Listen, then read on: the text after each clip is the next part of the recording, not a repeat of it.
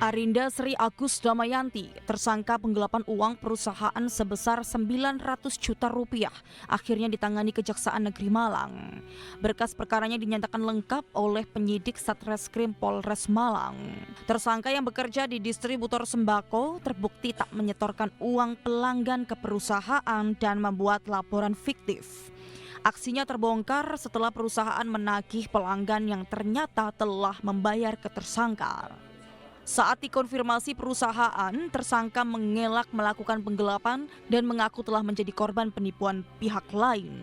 Setelah dinyatakan lengkap, berkas perkara tersangka akhirnya dilimpahkan ke Kejari Kabupaten Malang.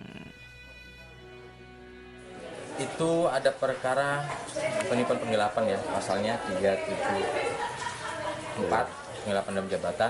Jadi si tersangka ini kerja di perusahaan. Itu kan ada punya jabatan si tersangkanya.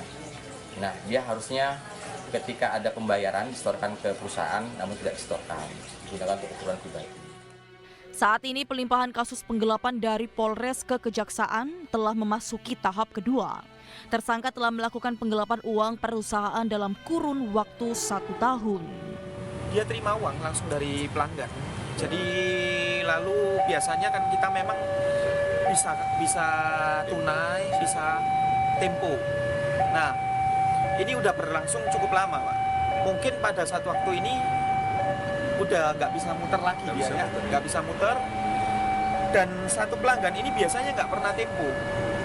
Kok tiba-tiba dia tempo gitu loh.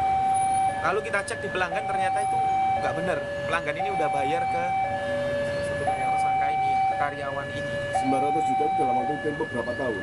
Atau mungkin dalam berapa bulan? Sekitar 1 tahun, cuma untuk notanya sekitar 3 bulan. Kini tersangka tengah diperiksa penyidik Kejaksaan dan menunggu pelimpahan ke Pengadilan Negeri untuk segera disidangkan atas kasus penggelapan dalam jabatan. Khairul Anwar, CTV.